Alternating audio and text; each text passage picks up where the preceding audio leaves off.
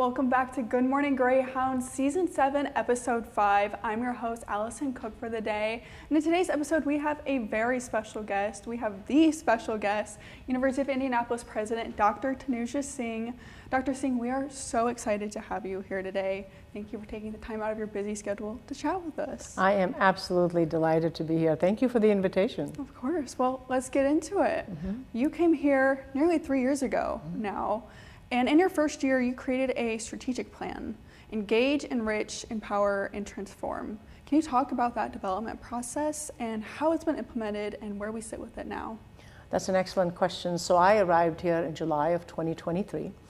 And one of the most important things I wanted to know about was who our students were, who our employers were, what did we do really well, and for us to understand where we were going, most importantly, for the next several years. And that requires the development of a strategic plan. So we talked to well over 300 people that included our students, included our faculty, included our alumni, our staff, and also business and community leaders about what their expectations were from UIndy. And I was really proud to work with the community and deliver it in 2024 March. And that plan is sort of the center point. It drives everything we do. Every initiative we have, every program plan that we'll talk about today, everything we do is really a function of that strategic plan. So in the past 2.5, 3 years, we have implemented significant portions of it, and we are, of course, continuing to work towards it. But every time I talk to the board, I talk to the community, everything that you'll hear about today is a function of that strategic plan. Wonderful. And I know that experiential learning is kind of a part of that plan, and it's getting a lot of buzz right now. Can you tell us a little bit about what experiential learning is, first off, and how that sets our university apart from others?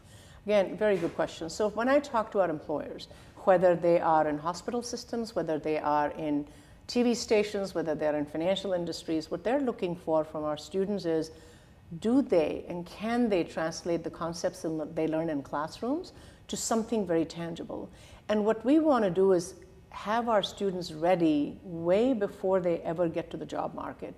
So experiential learning is quite literally, have you experienced the learning that you're getting in a classroom? Whether it's through a project that's industry sponsored, whether you do an internship, whether you do a research project, with a faculty member, whether you're doing job shadowing.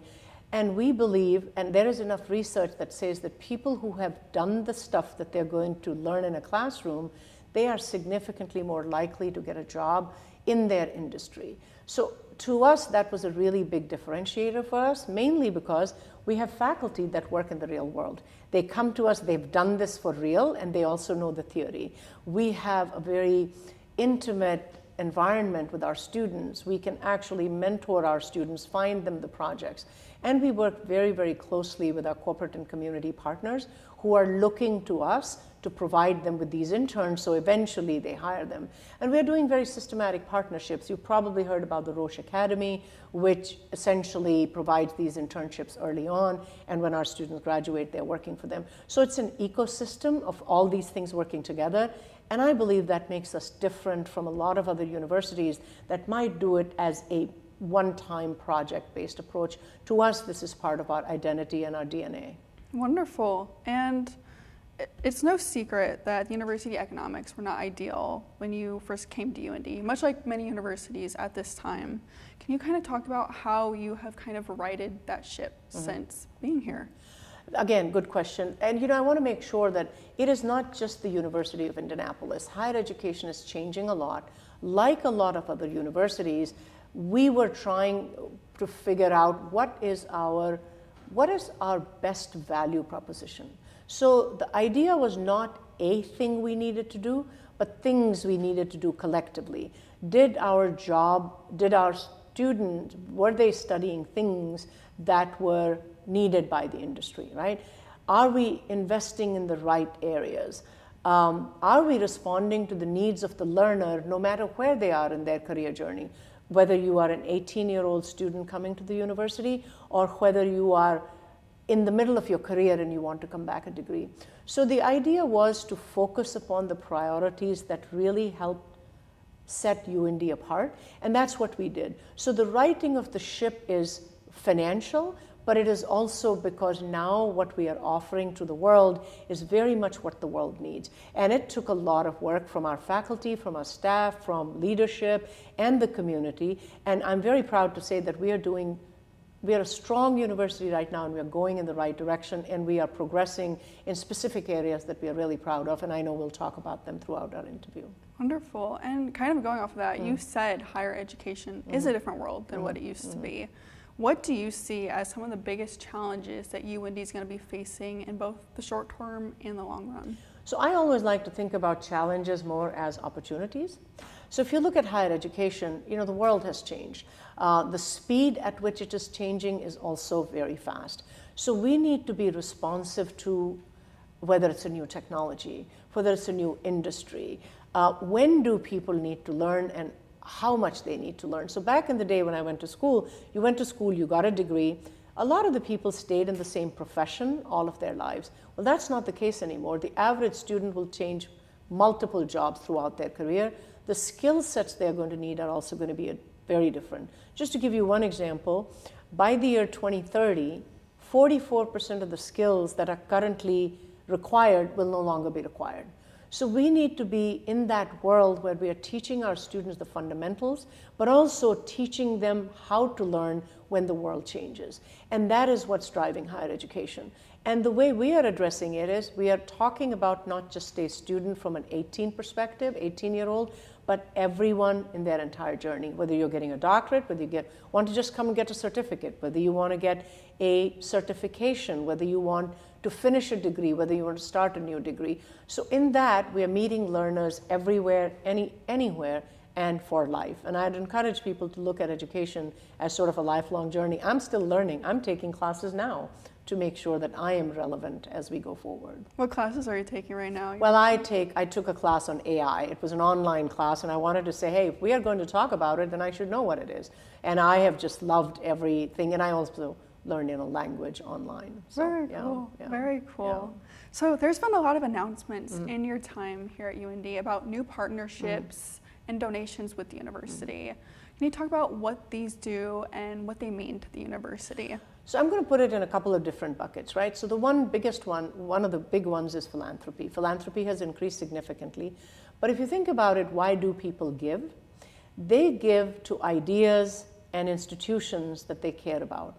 If they think the institution is on the right path, it's doing the kinds of things that's going to make it grow in the future, that's when they invest in you. So when I think about philanthropy, whether it's through grant money or whether it is individuals giving back to the university, alumni giving back to the university, it is because we have offerings that they care about. They know that we are going in the right direction.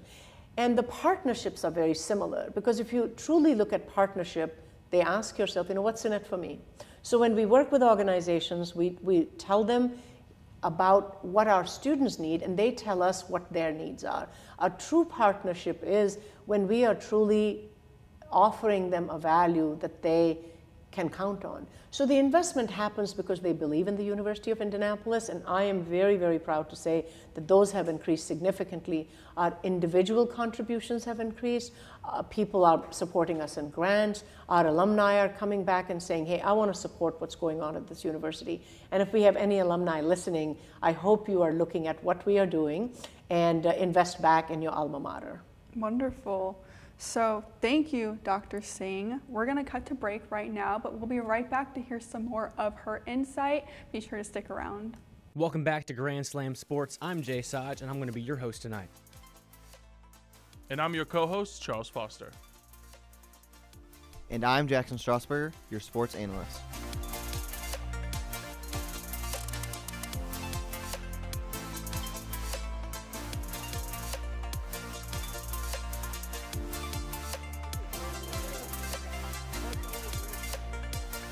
And that'll do it for today's edition of Grand Slam Sports. Tune into Good Morning Greyhounds on UND TV on YouTube at 9 a.m. on Saturdays. Start your morning right with entertainment, interviews, and games all on Good Morning Greyhounds on Saturdays at 9 a.m. And you can even spot a Greyhound.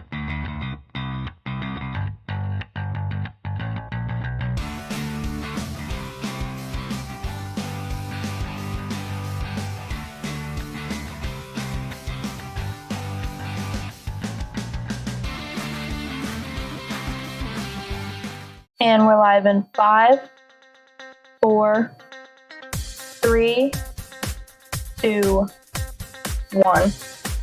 Good evening and welcome back to UND TV News.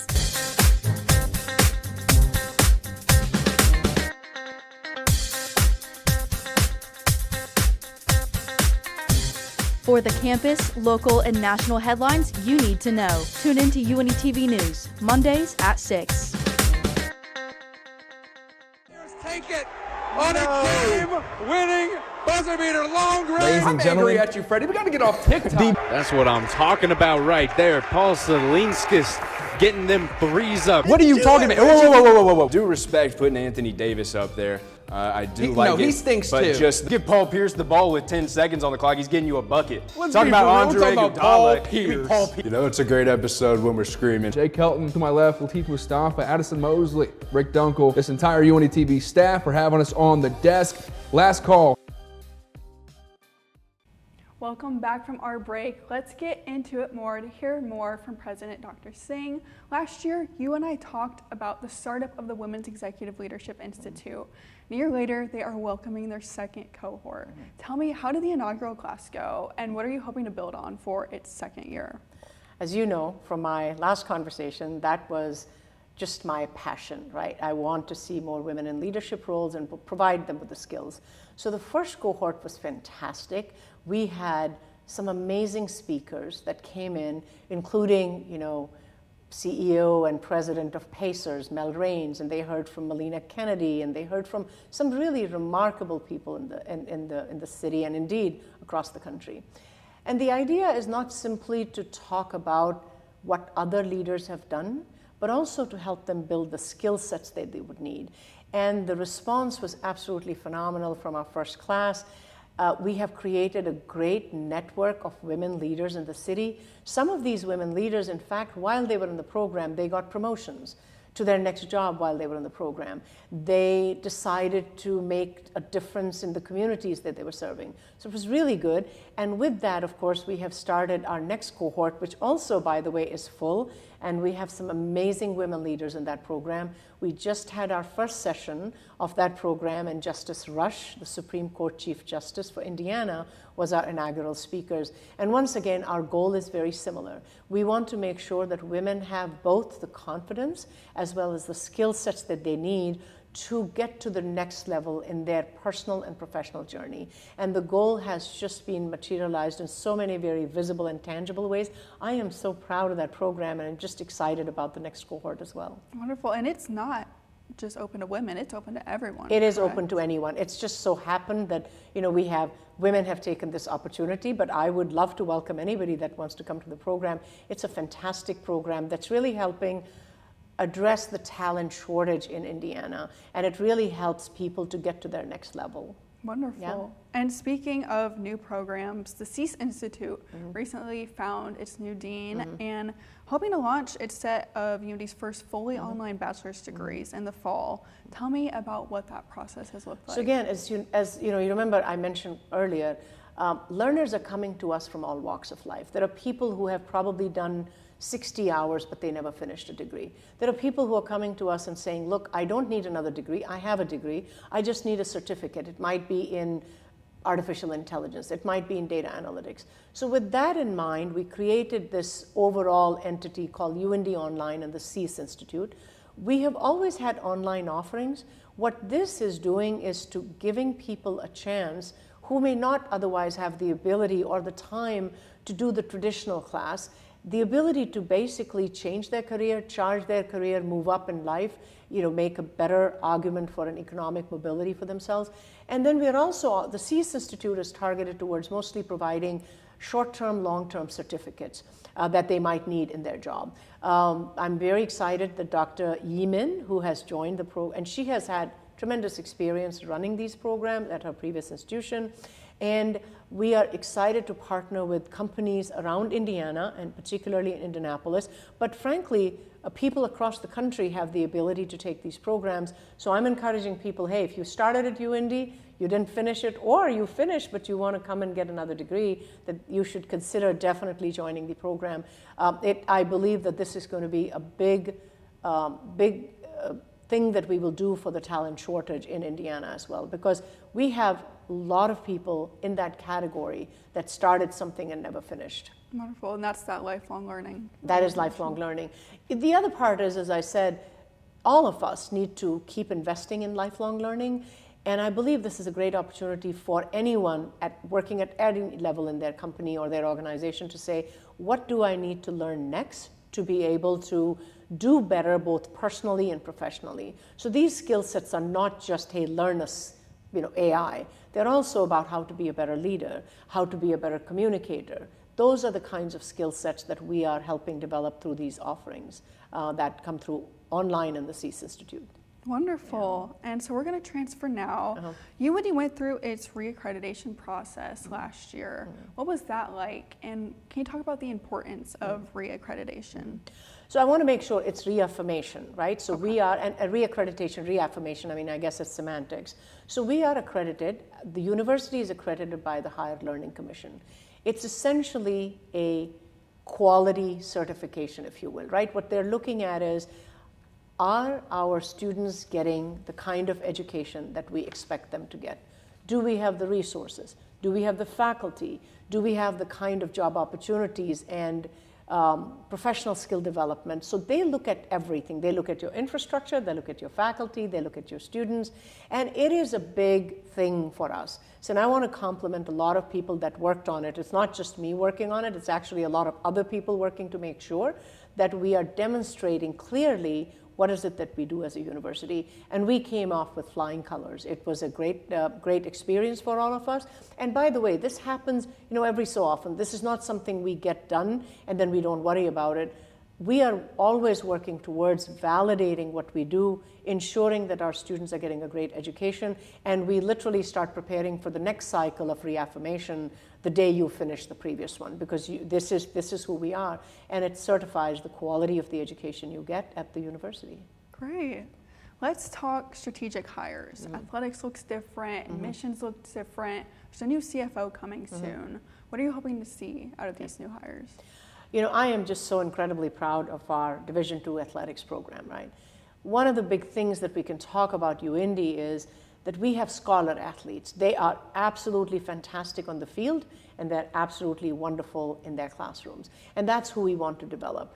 And the AD that we have, Kim Pate, really reflects that philosophy, because she talks about what is it that we need to build as leaders. It's not simply winning championships, although I'm very happy to win championships. So it's important to win championships, but are they champions on the field and off the field? And I believe the philosophy that she has brought in with her to improve excellence across the board is really being reflected in how we run Division II athletics, how do we support our students, how do we develop leadership skills in them, and perhaps most important, are we preparing them for the real world once they graduate? So very, very proud of that. Admissions is different. Again, we have a new VP of Enrollment Management, Ryan Kaupuiki. He's also looking at, who are our students? We are much more strategic about making sure that people understand what UIndy offers, because we are an incredible, incredible university. We have great programs, we have great students, we have great faculty, and his role is to make sure that the information about this, the value of the information, is communicated. Of course, CFO, the Executive Vice President for Finance and Administration, is important. This individual is going to ensure that we have the right resources, that we're investing them appropriately, and then we are focusing upon what is it that we need to invest in, whether it's programmatic, whether it's infrastructure, and all of those combined. These people are really part of my team. And when you think about you've heard the term cabinet. They are my cabinet, right? And of course, there are more people on the cabinet, but they help ensure that we are delivering on our strategic plan, that we are focused, and that we are, most importantly, making sure that the amazing programs and opportunities that UIndy offers to our students is well known among the students who want to come here, and it is widely known among potential students and employers and partners. And they are absolutely strategic hires, and I'm very grateful for the partnership we have on our cabinet. They are some incredible leaders.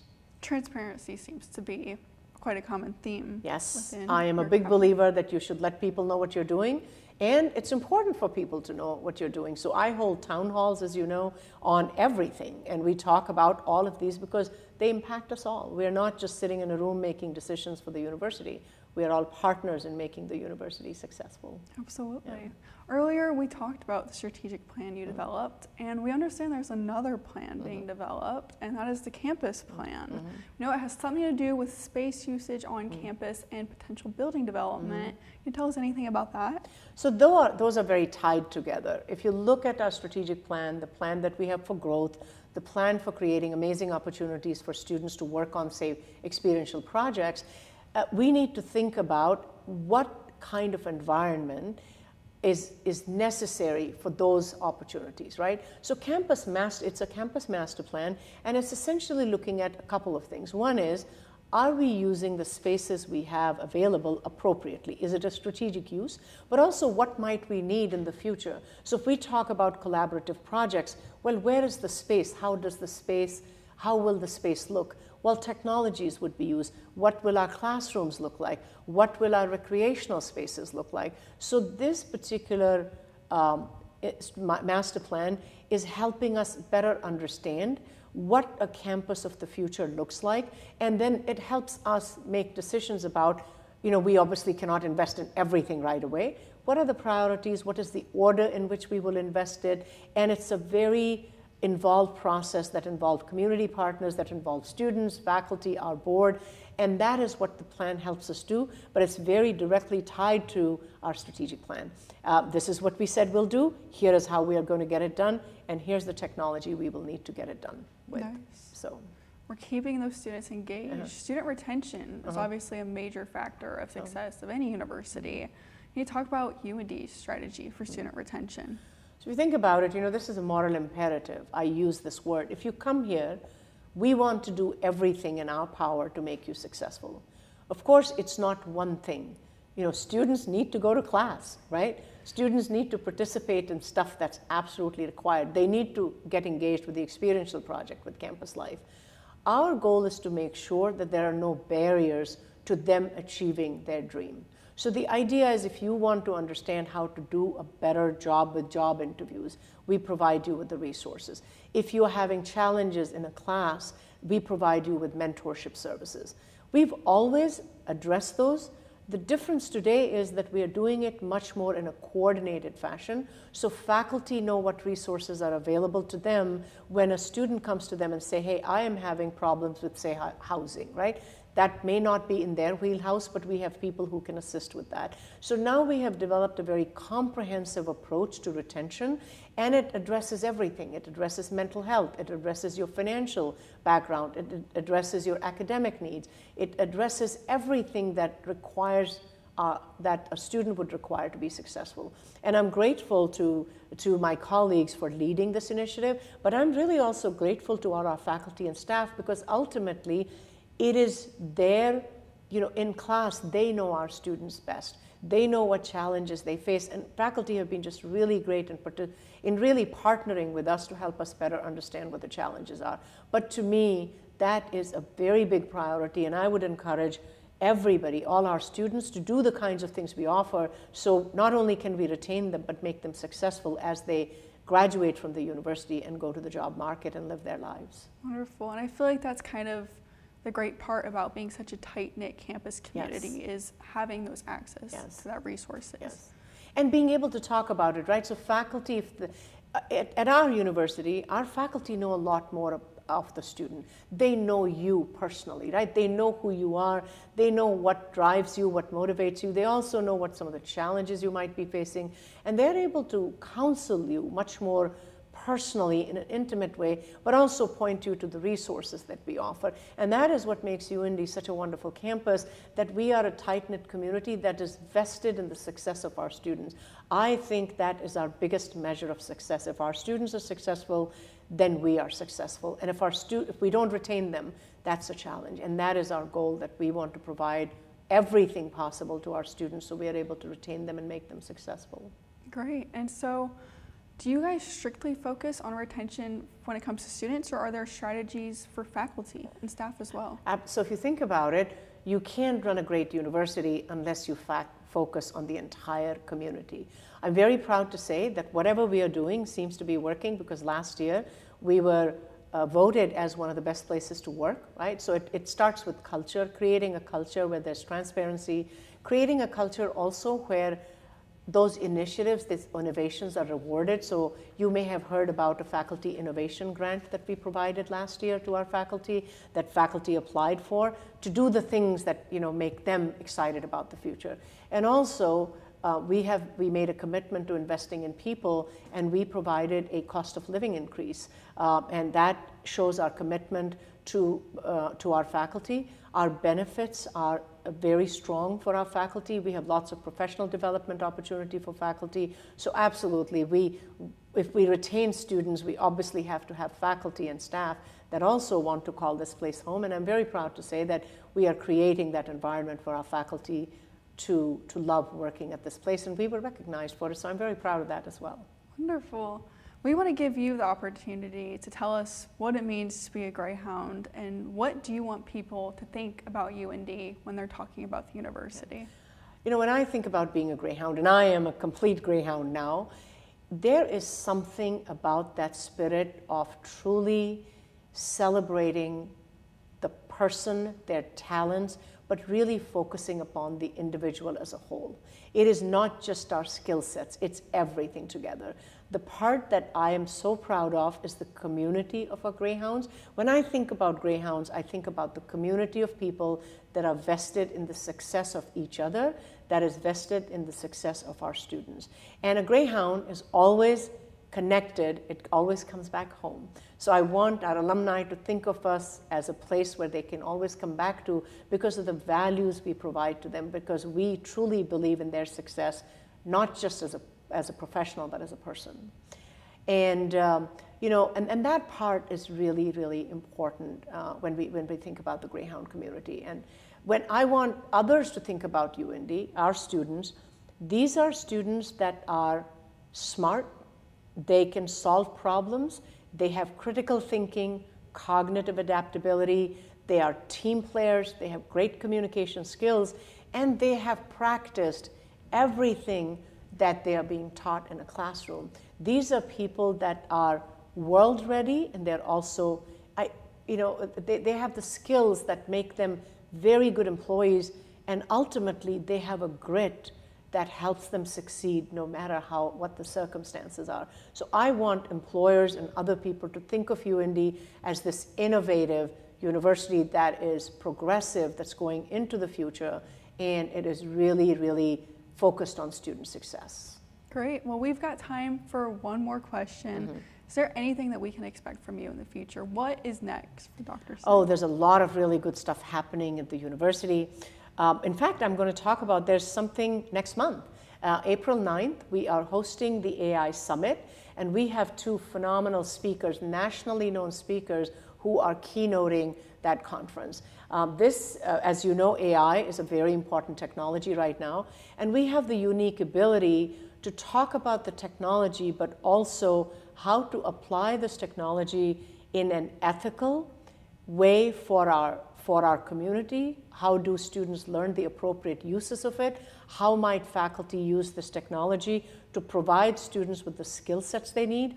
And just a recent report came out that in the US, about close to almost 90% of the organizations are using it in some capacity, but they don't have the skill sets. So only about 30% of their employees actually have the appropriate skills. What an amazing opportunity for our students to get trained in the appropriate use of this technology so they can go to an organization and help them solve their problems. So that's one of the first ones that's happening. But I'm excited about our online offerings. I'm excited about our partnership with the community and things that we are bridging the gap between the university and the world. And that's our mantra, to be the university for all learners, anywhere, any place, anytime. Wonderful. Well, thank you so much for joining us today on this episode of Good Morning Greyhounds. Be sure to check out all of our other productions on YouTube. Stay up to date on all things entertainment, news, and sports at UND TV. Be sure to stay tuned for next week, and have a good morning, Greyhounds.